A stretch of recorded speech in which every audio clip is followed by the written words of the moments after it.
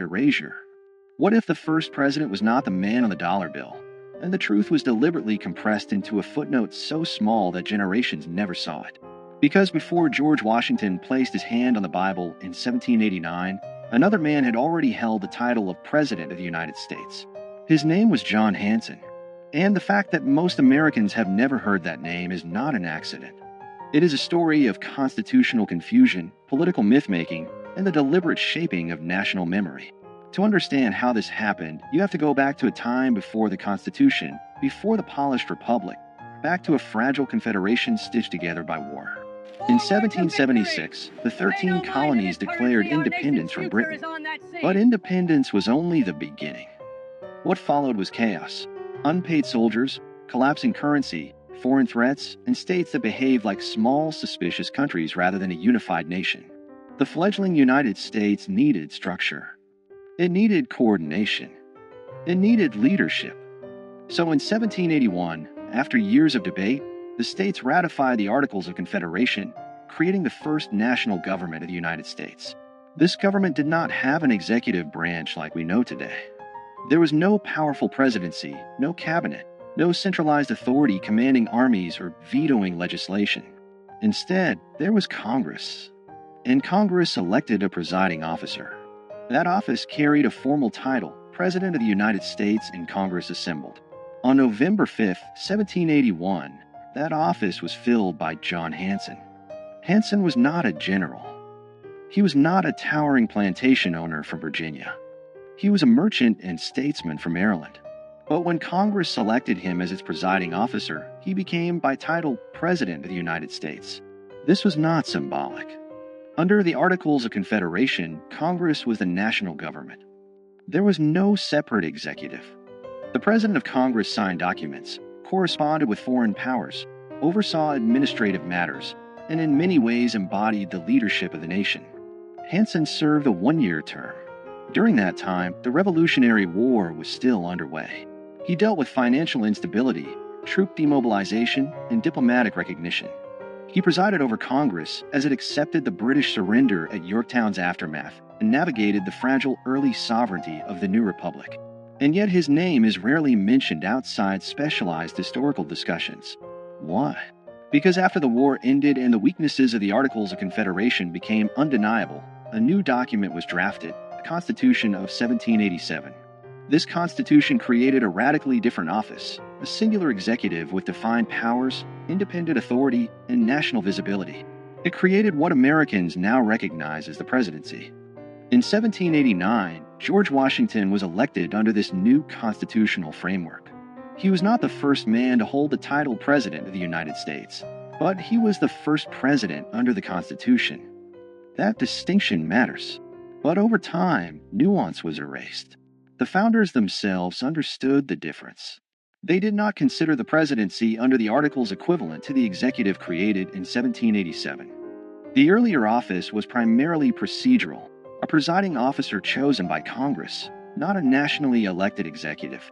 Yet as American mythology grew, complexity became inconvenient. A nation prefers clean origin stories. Washington became the first president, not because no one held the title before him, but because the new constitutional order redefined what the presidency meant. The old office faded into obscurity. But obscurity is not the same as non-existence. John Hanson was not alone. Before Washington, several men served as president of Congress under the Articles of Confederation, including Peyton Randolph, Henry Laurens, John Jay, and others. Hanson's distinction lies in being the first to serve a full one-year term after the Articles were fully ratified by all 13 states. And that ratification detail is where the controversy lives. Some historians argue that because Maryland was the last state to ratify the Articles in 1781, and Hanson was elected after that ratification, he was technically the first president of the fully unified United States government. This claim has been amplified in certain circles as proof that Washington was not the first president. But the reality is more layered. The presidency under the Articles had no independent executive power. It had no veto authority. It had no control over a standing army. It was not elected by the people or an electoral college. It was chosen by members of Congress and largely functioned as a moderator and administrator. Calling Hanson the first president in the same sense as Washington would be misleading. Yet erasing him entirely is equally misleading. The shock is not that Washington was not first. The shock is that American civic education rarely explains the transition between two completely different governmental systems. The real foundational lie is not that Washington served first. It is that the story of American leadership begins neatly in 1789. It does not. It begins in confusion, experiment, and fragility. During Hanson's presidency, Congress established Thanksgiving as a national day of observance in 1782. It adopted the Great Seal of the United States. It managed foreign affairs and struggled to pay soldiers. It dealt with mutinies and financial crisis. These were not ceremonial tasks. They were existential. Yet when the Constitution replaced the Articles, the previous system was treated almost like a draft that never counted. The national memory pivoted hard toward the stronger executive model, and the earlier presidents of Congress became historical footnotes. Why would a nation simplify its own origin? Because power shapes narrative. The Constitution was framed as a corrective to weakness. Federalists argued that the Articles created a government too feeble to survive. By elevating Washington as the first president, the new system symbolically reset the clock. It framed 1789 as year one. The earlier period became a prelude rather than a beginning. This was not necessarily a malicious conspiracy. It was nation-building through storytelling. But storytelling always chooses emphasis. And when emphasis becomes repetition, repetition becomes truth. Over time, monuments, textbooks, and civic rituals reinforce the narrative. Washington was father of his country. He set precedents. He defined the executive branch. He stepped down voluntarily, shaping democratic norms. All of that is true. But what disappeared in the retelling was the messy prologue. The presidency did not emerge fully formed. It evolved. Under the Articles of Confederation, the central government had no power to tax. It could not compel states to provide troops or funds. Economic instability led to unrest like Shays' Rebellion in 1786–87. These crises exposed structural weaknesses. The Constitutional Convention of 1787 was not simply an upgrade, it was a reinvention. The executive office created in Article II of the Constitution bore little resemblance to the presiding officer of Congress under the Articles. Washington's presidency represented a new experiment entirely. But here is where document shock enters the story. The Articles of Confederation explicitly use the title President of the United States in Congress assembled. That phrase is preserved in historical records. It is not folklore. It is written law. That means technically that someone held the title before Washington. The shock is not fabricated. It is documented. The question is not whether Hanson held the title. He did. The question is whether holding that title made him equivalent to the constitutional presidency Americans celebrate. It did not. But the refusal to explain that difference clearly has fueled decades of confusion, and in some cases, deliberate myth-making. In the 20th century, certain advocacy groups and state historians promoted Hanson as the real first president, sometimes to elevate regional pride or challenge federal narratives. Statues were erected. Claims were printed in pamphlets. The nuance disappeared again, this time in the opposite direction. History swung from erasure to exaggeration. The truth lives in the middle. Washington was the first president under the United States Constitution. Hanson was the first president of Congress after full ratification of the Articles of Confederation. Both statements are accurate, but only one made it into national memory. This selective remembering reveals something deeper about American identity. The country prefers strong beginnings. It prefers heroic founders over experimental committees. It prefers marble certainty over procedural evolution. And so the fragile Confederation years are compressed into a blur between 1776 and 1789. That compression has consequences. When citizens believe their institutions sprang into existence fully formed, they misunderstand how governments evolve. They lose sight of how constitutional design responds to crisis. They forget that American democracy was not inevitable. It was negotiated, revised, and sometimes nearly abandoned. John Hanson's obscurity is not a scandal in the sense of conspiracy. It is a symptom of how nations curate memory. But in a broader sense, it does change everything. Because if the first chapter of the presidency has been simplified, what else has been streamlined for comfort? What other transitions have been flattened into clean narratives? The early republic was unstable. The Articles government was weak by design. Many Americans feared centralized authority after living under British rule.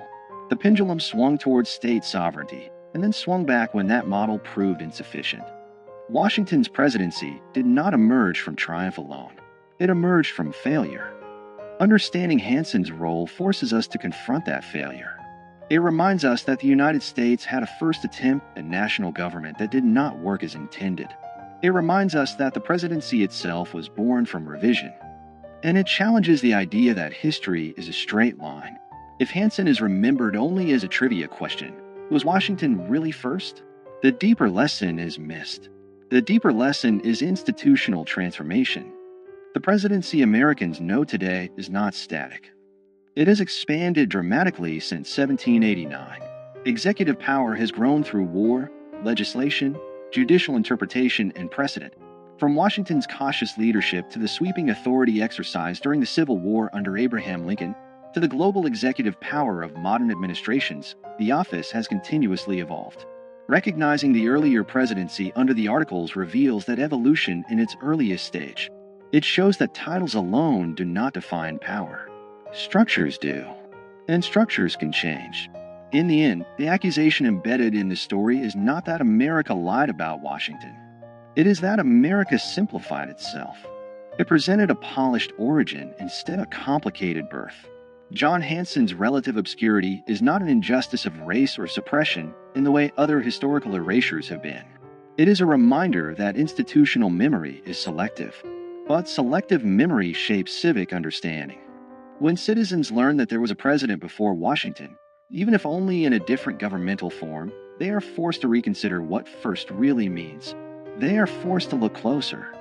And when people look closer at their foundations, they often discover cracks, not fatal ones, but human ones. That discovery does not weaken democracy. It strengthens it. Because mature nations do not fear complexity. They embrace it. America's first president was hidden, not in a secret archive, not in a burned document, but in the quiet margins of a transitional government that did not survive. And understanding that hidden chapter changes everything about how we see beginnings. It reveals that power is defined by structure, that titles can shift meaning, and that national memory is shaped as much by storytelling as by fact. George Washington remains the first president under the Constitution. John Hanson remains the first president of the United States in Congress assembled after full ratification of the Articles of Confederation. Both are true, but only one became legend. The question is not whether Washington deserves his place. He does. The question is whether we are willing to tell the whole story. Because the moment we admit that the presidency had an earlier form, weaker, different, experimental, we acknowledge that America itself was once uncertain, unfinished, and fragile.